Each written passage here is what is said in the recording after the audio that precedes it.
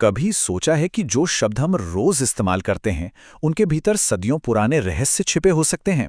आज हम एक ऐसे ही शब्द की गहराई में उतरेंगे, एक ऐसा शब्द जिसका असली मतलब जानकर शायद लगाव और प्रेम के बारे में हमारी पूरी सोच ही बदल जाए। तो सवाल ये उठता है कि क्या सिर्फ एक शब्द को गलत समझने से हमारी जिंदगी सच में मुश्किल हो सकती है? सुनने में थोड़ा अजीब लगता है ना? लेकिन हमारे स्रोत के हिसाब से इसका जवाब है हाँ, बिल्कुल हो सकता है। और वो शब्द है स्नेह। अब देखिए, आजकल तो हम इसे प्रेम, वात्सल्य या लगाव के रूप में ही जानते हैं, पर क्या इसका यही मतलब पवित्र ग्रंथ गीता में भी था? चलिए इसी की पड़ताल करते हैं। तो फिर संस्कृत में स्नेह का असली मतलब था क्या? संस्कृत में स्नेह का जो मूल अर्थ है वो है आसक्ति के कारण चिपकना। ये तो प्रेम की उस कोमल भावना से कितना अलग है ना। ये दरअसल एक तरह की, कह सकते हैं, मानसिक चिपचिपाहट है। और इसको समझने का एक बहुत ही बढ़िया तरीका इस उपमा में छुपा है।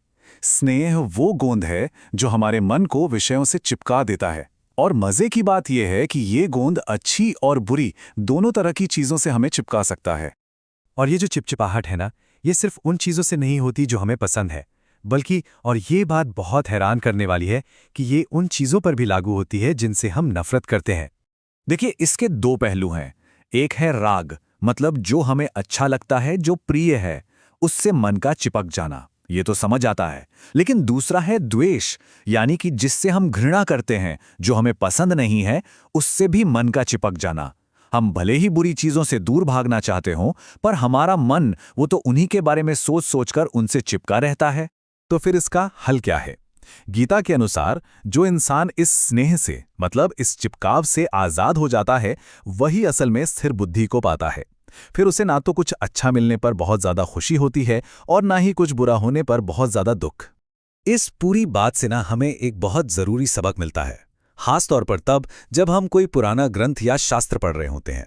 सबक ये है कि हमें आराम से धीरे धीरे पढ़ना चाहिए और हर एक शब्द पर रुककर सोचना चाहिए, मनन करना चाहिए। क्योंकि अगर हम ऐसा नहीं करते ना, तो स्नेह जैसे शब्दों का जो असली मतलब है वो हमसे छूट जाएगा और हम कुछ का कुछ समझ बैठेंगे।